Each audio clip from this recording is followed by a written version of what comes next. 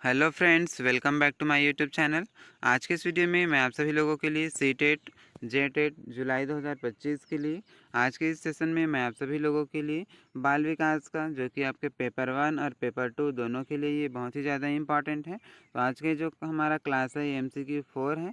इसके पहले वाले वीडियो में हमने MCQ 1 2 3 सॉल्व कर लिए थे।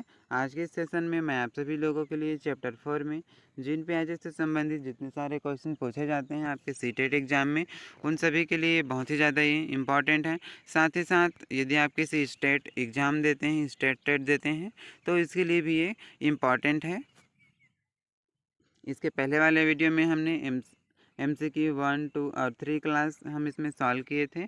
यदि आप उस वीडियो को नहीं देखे हैं तो इस वीडियो के डिस्क्रिप्शन बॉक्स में उसका लिंक मिल जाएगा, आप उस वीडियो को देख सकते हैं। चैप्टर वाइज आपको इस चैनल पर MCQ के माध्यम से आपका सीटेट का बेहतर तरीके से आपका तैयारी कराया जाएगा। कंप्लीट सभी सब्जेक्ट का आपको कराया जाएगा, चाहे आप पेपर 1 पेपर 2 किसी भी स्ट्रीम से बिलोंग करते हो। तो यदि आप इस चैनल पर पहले बार आए हैं तो इस चैनल को सब्सक्राइब करके नोटिफिकेशन ज़रूर ऑन कर लीजिए, जिससे इसी तरीके का नया नया आपको डेली MCQ क्वेश्चन मिल पाए और आपका तैयारी जो है वो बेहतर हो पाए। तो चलिए फ्रेंड्स, हम वीडियो स्टार्ट करते हैं और MCQ क्वेश्चन सॉल्व करते हैं। तो फ्रेंड्स, आज का हमारा ये जिन प्याजे से संबंधित फर्स्ट क्वेश्चन है। ये प्याजे द्वारा दिए गए संज्ञानात्मक विकास के चरणों का सही क्रम क्या है, इसको आपको बताना है। तो संवेदी चालक चरण, पूर्व संवेदी पहला दिया है, संवेदी चालक चरण, पूर्व संक्रियात्मक चरण, मूर्त संक्रियात्मक चरण और अमूर्त संक्रियात्मक चरण। तो इसका जो राइट आंसर है फ्रेंड्स, इस तरीके से ऑप्शन दिया हुआ है, तो फर्स्ट ऑप्शन ही इसका राइट आंसर हो जाएगा। जिन प्याजे के अनुसार संज्ञानात्मक विकास का 4 चरण में पूरा होता है, जिसमें से पहला स्टेज को बोलते हैं सेंसरी मोटर स्टेज, यानी कि संवेदी कामक अवस्था, जो कि 0 से 2 वर्ष का ये होता है, फर्स्ट स्टेज जो है। और सेकेंड स्टेज जो आता है प्री ऑपरेशनल स्टेज आता है, यानी कि पूर्व संक्रियात्मक अवस्था, जो कि 2 से 7 वर्ष का होता है। थर्ड स्टेज में आता है कॉन्क्रीट ऑपरेशनल स्टेज या मूर्त संक्रियात्मक अवस्था, जो कि 7 से 11 वर्ष तक ये होता है। नेक्स्ट आता है, नेक्स्ट और लास्ट, फॉर्मल ऑपरेशनल स्टेज, यानी कि औपचारिक संक्रियात्मक अवस्था, जो कि 11 वर्ष से ऊपर वाले बच्चों के लिए ये लागू होता है। तो इस तरीके से फ्रेंड्स, इसका जो करेक्ट आंसर है वो ऑप्शन नंबर पहला हो जाएगा ये। आप देखते हैं नेक्स्ट क्वेश्चन। तो जिन प्याजे के अनुसार पूर्व संक्रियात्मक चिंतन की मुख्य विशेषताओं में से एक डैश है, जो किसी स्थिति के एक पहलू पर ध्यान केंद्रित करने और दूसरे की उपेक्षा करने की प्रवृत्ति को संदर्भित करता है। तो इस तरीके से ऑप्शंस दिया हुआ है फ्रेंड्स। इसका जो राइट आंसर है ऑप्शन नंबर 2 हो जाएगा, सेंट्रेशन, यानी कि केंद्रीयन जो है इसका राइट आंसर हो जाएगा। आप देख लेते हैं नेक्स्ट क्वेश्चन। तो यहाँ पर दिया हुआ है 4 वर्ष की अपर्णा कहती है कि एक बटन,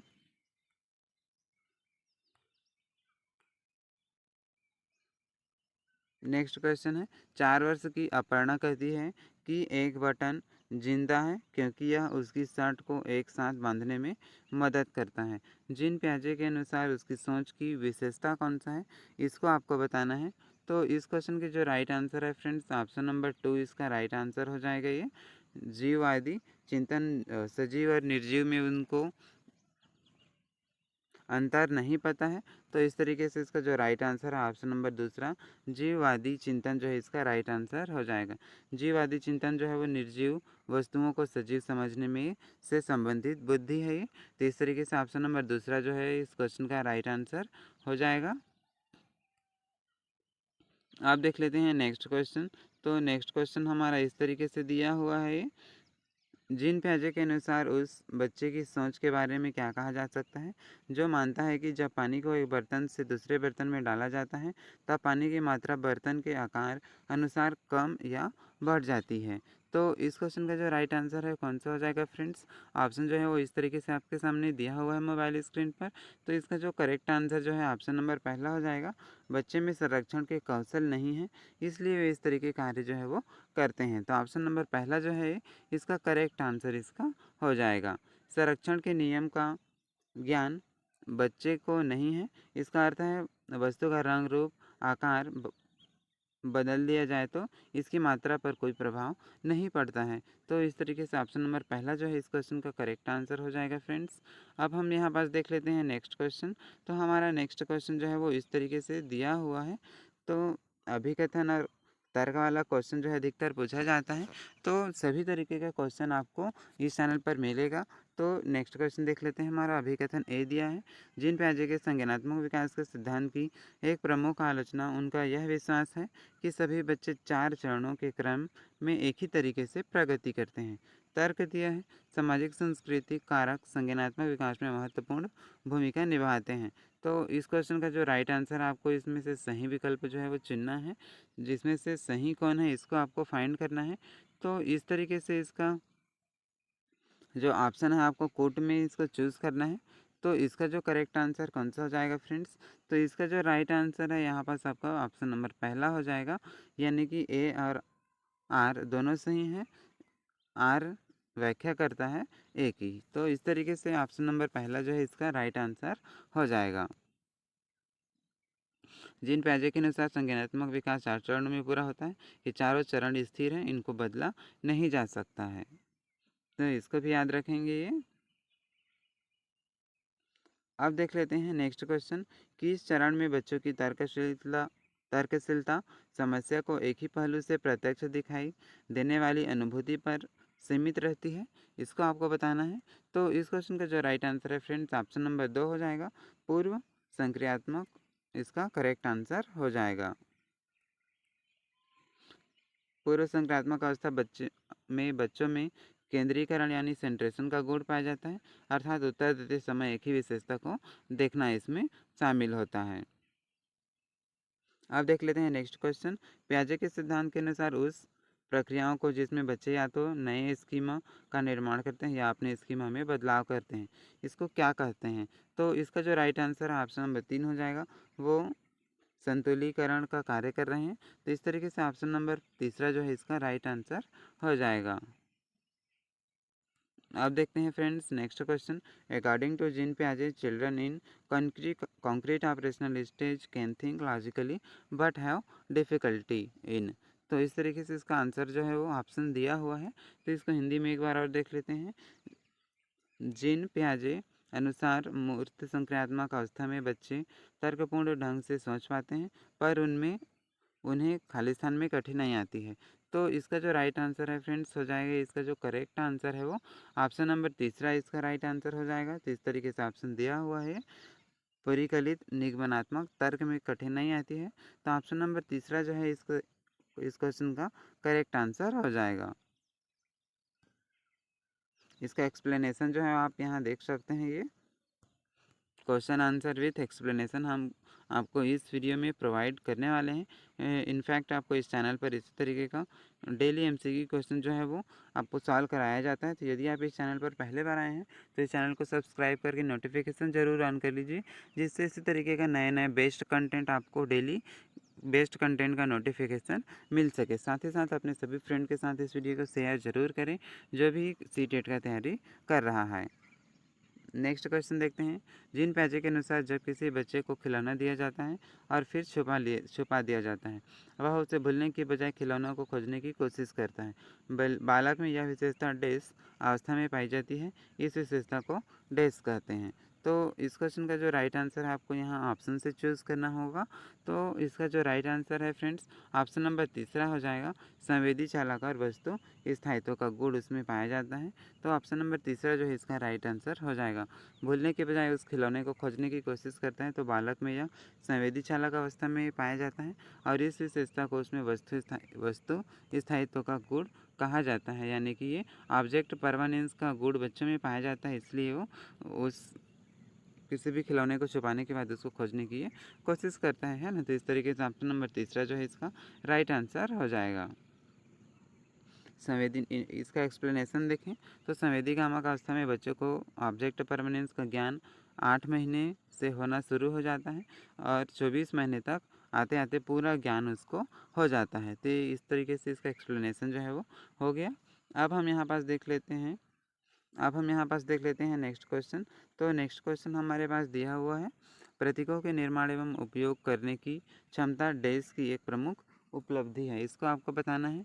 तो इस क्वेश्चन का जो राइट आंसर है फ्रेंड्स, ऑप्शन नंबर हो जाएगा 2, यानी कि पूर्व संक्रियात्मक अवस्था जो है इसका करेक्ट आंसर हो जाएगा। पूर्व संक्रियात्मक अवस्था में बच्चों को प्रतीकात्मक ज्ञान यानी कि सिंबॉलिक नॉलेज जो है हो जाता है। तो ऑप्शन नंबर दूसरा जो है इसका राइट आंसर हो जाएगा।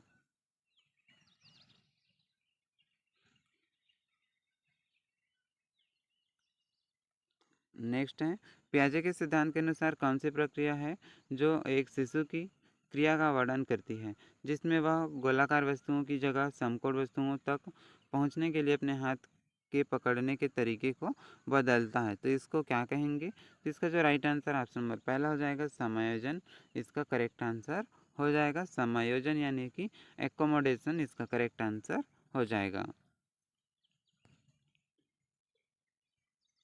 आप देखते हैं नेक्स्ट क्वेश्चन, जिन पियाजे के अनुसार किस चरण में बच्चे केंद्रीयता सेंट्रेशन की सीमाओं से उभर कर तार्किक चिंतन कर पाते हैं, इसको आपको बताना है। तो इसका जो राइट आंसर है आपको इस ऑप्शन से चूज़ करना होगा।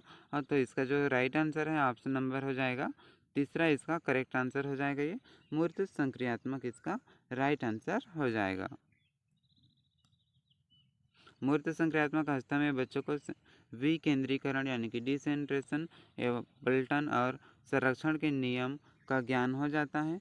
इनका ज्ञान बच्चों को पूर्व संक्रियात्मक अवस्था में नहीं हो पाता, पूर्व संक्रियात्मक अवस्था में नहीं हो पाता। तो इस तरीके से ऑप्शन नंबर तीसरा जो है इसका राइट आंसर हो जाएगा। अब देख लेते हैं फिर से कथन और कारण वाला क्वेश्चन दिया हुआ है। तो हमारा कथन ये दिया है, 5 साल का रमेश तर्क करता है कि एक चौड़े गिलास में एक चौड़े गिलास से एक लंबे में पानी डाला गया, पानी मात्रा में अधिक हो गया। तर्क दिया है, मूर्त संक्रियात्मक अवस्था में बच्चे समस्याओं को व्यवस्थित और तार्किक तरीके से हल नहीं कर पाते हैं। तो सही विकल्प आपको चुनना है। तो इसको याद रखना है फ्रेंड्स, पॉजिटिव क्वेश्चन का आंसर हमेशा पॉजिटिव होता है। ये आपके लिए टैग वर्ड है जो कि सारे सब्जेक्ट में आपको काम आने वाले हैं। आपको क्वेश्चन को नेगलेक्ट करने आना चाहिए, जिससे आप सही तरीके से अपना आंसर को आइडेंटिफाई कर पाते हैं।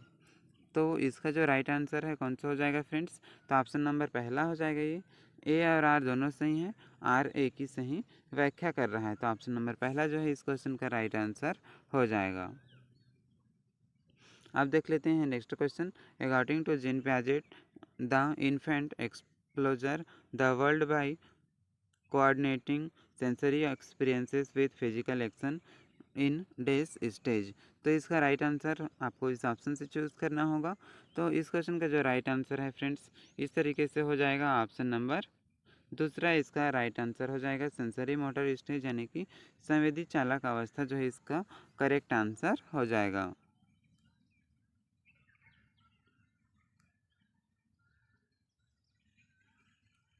तो देख लेते हैं नेक्स्ट क्वेश्चन।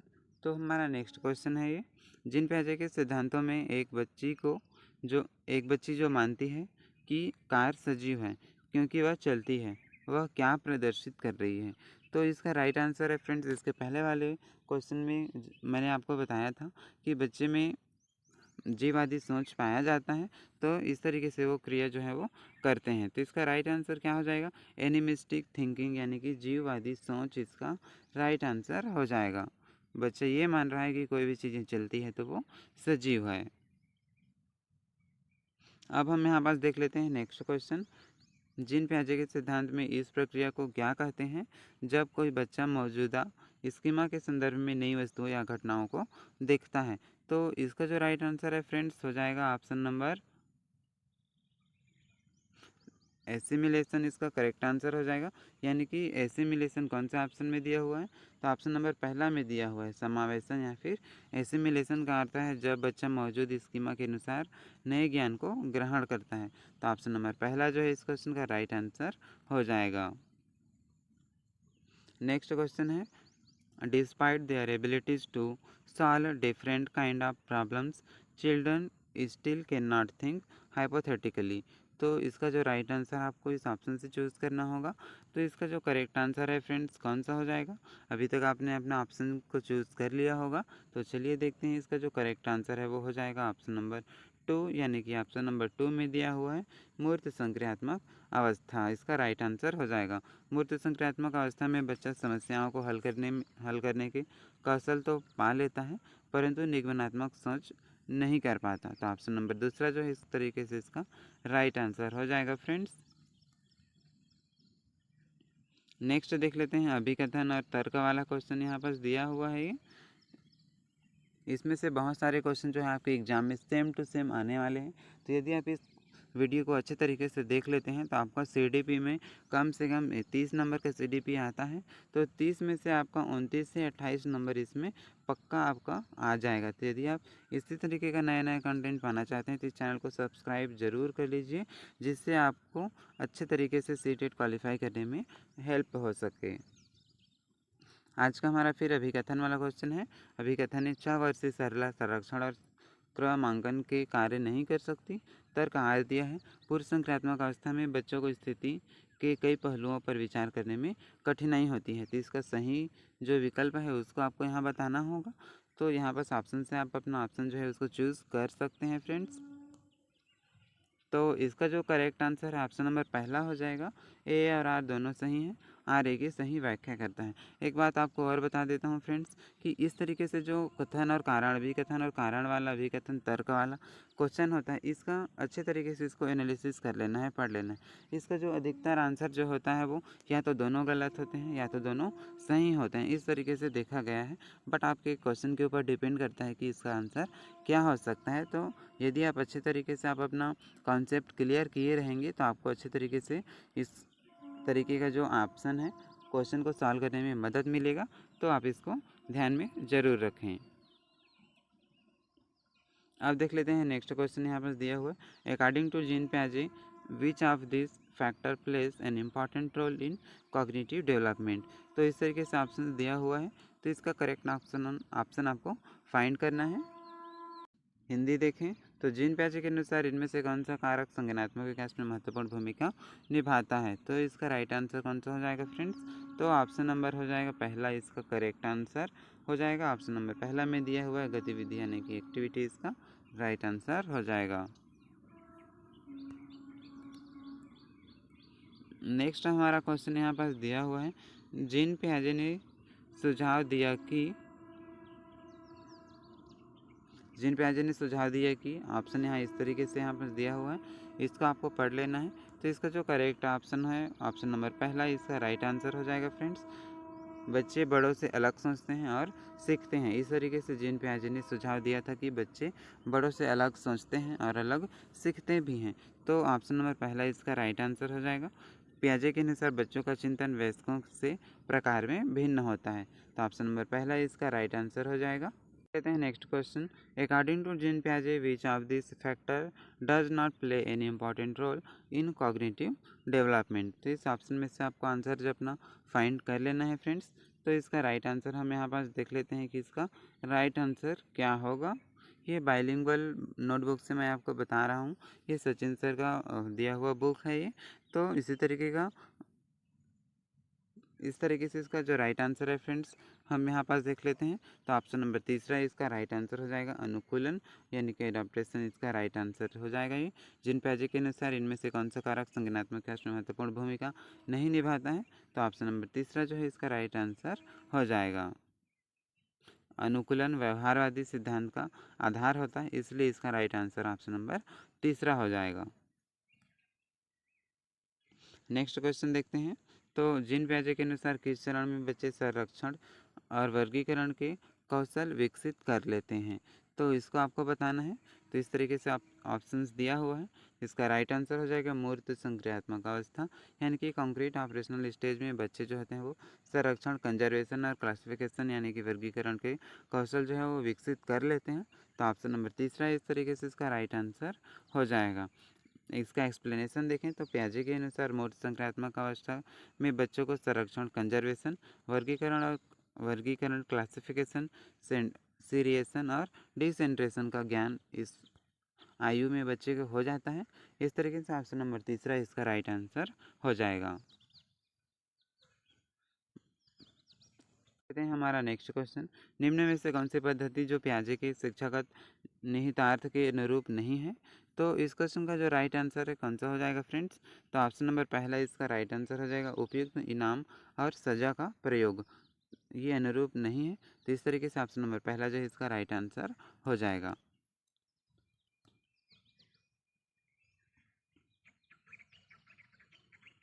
नेक्स्ट क्वेश्चन है फिर, जिन पियाजे के अनुसार बच्चों की सोच वयस्कों से डेस होती है। तो इसके ऊपर वाले क्वेश्चन में हमने इसको देखा था, तो इसका राइट आंसर आपने सोच ही लिया होगा कि इसका राइट आंसर क्या हो सकता है। तो ये गुणात्मक रूप से भिन्न होता है। तो ऑप्शन नंबर पहला जो है इस क्वेश्चन का राइट आंसर हो जाएगा। जिन पियाजे के अनुसार बच्चों की सोच वयस्कों से गुणात्मक रूप से ये भिन्न होता है, यानी कि क्वालिटिवली डिफरेंस फ्रॉम एडल्ट। तो इस तरीके से ऑप्शन नंबर फर्स्ट है इसका राइट आंसर हो जाएगा फ्रेंड्स। पियाजे के अनुसार बच्चों का चिंतन वयस्कों से प्रकार में भिन्न है, लेकिन मात्रा में नहीं है। जितना बच्चा सोच सकता है उतना ही वयस्क भी सोच सकता है, जितना वयस्क सोच सकता है उतना ही बच्चा भी सोच सकता है। तो इस तरीके से मात्रा में भिन्न नहीं होता है, तो उसके प्रकार में भिन्न होता है। अकॉर्डिंग टू जीन पियाजे, which of these factor does not role does not play an important role in cognitive development? तो इस तरीके से फ्रेंड्स इसका जो करेक्ट आंसर है ये आप यहाँ से हिंदी में देख सकते हैं, यदि आपको दिक्कत हो रहा है तो इसका जो करेक्ट आंसर है ऑप्शन नंबर तीसरा है इसका राइट आंसर हो जाएगा। लैंग्वेज यानी कि भाषा जो है इसका राइट आंसर हो जाएगा। ये बाइलिंगुअल नोटबुक है, इसलिए मैं यहाँ पास हिंदी और इंग्लिश दोनों यहाँ पास आपको बताने का प्रयास कर रहा हूँ दोनों तरीके से। यदि आप इंग्लिश मीडियम वाले हैं तो आपको ज़्यादा दिक्कत ना हो पाए। एज पर जिन पियाजे children acquire the ability to perform abstract reasoning in. तो इसका जो राइट आंसर है आपको यहाँ पास देखने के लिए मिल जाएगा। इसका करेक्ट आंसर है कौन सा हो जाएगा फ्रेंड्स? तो ऑप्शन नंबर चौथा जो है इसका फॉर्मल ऑपरेशनल स्टेज यानी कि अमूर्त संक्रियात्मक अवस्था इसका करेक्ट आंसर हो जाएगा।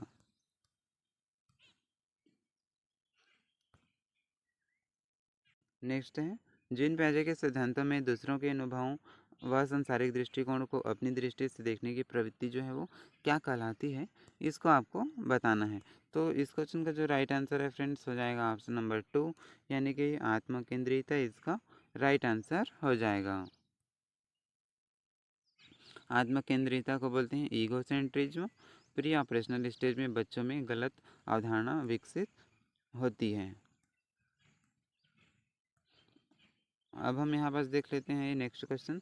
जिन पियाजे के सिद्धांत के अनुसार किस चरण में बच्चे प्रतीकात्मक खेल करने में सक्षम हो जाते हैं, परंतु उनकी सोच मूर्त वस्तुओं तक ही सीमित होती है बजाय अमूर्तता के। तो ऐसा कौन से स्टेज में आपको देखने के लिए मिलता है? यदि आपने थ्योरी क्वेश्चन पढ़ा होगा तो आप इजीली इसका आंसर जो है इसको दे सकते हैं फ्रेंड्स। तो इसका जो राइट आंसर है हो जाएगा ऑप्शन नंबर 3 यानी कि मूर्त संक्रियात्मक अवस्था में इस तरीके से स्टेज जो है वो देखने के लिए मिलता है। तो कॉन्क्रीट ऑपरेशनल स्टेज यानी कि मूर्त संक्रियात्मक अवस्था इसका राइट आंसर हो जाएगा। मूर्त संक्रियात्मक अवस्था में बच्चे चिंतन शुरू करते हैं मूर्त विषयों पर। अब देख लेते हैं next question. According to Jean Piaget, which of this following are the part of adaptation? इसमें से कौन सा पार्ट जो है वो एडाप्टेशन को फॉलो करता है? जिन पियाजे के अनुसार आपको इसमें आंसर जो है उसको चूज़ करना है।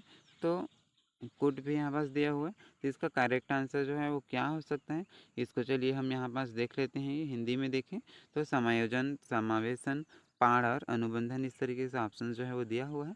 तो इसका जो राइट आंसर ऑप्शन नंबर पहला हो जाएगा, यानी कि पहला और दूसरा इसका राइट आंसर हो जाएगा।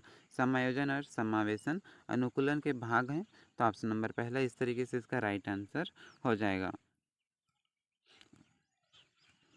अब देख लेते हैं हम ये लास्ट क्वेश्चन और 30 नंबर का क्वेश्चन। आपके एग्जाम में 30 क्वेश्चन ही पूछे जाते हैं। CDB सभी सब्जेक्ट का 30-30 क्वेश्चन ही पूछा जाता है। तो जिन पियाजे के अनुसार बच्चों में अर्थपूर्ण अधिगम किस प्रक्रिया में होता है, तो इस तरीके से ऑप्शन दिया हुआ है फ्रेंड्स। तो इसका जो राइट आंसर है कौन सा हो जाएगा?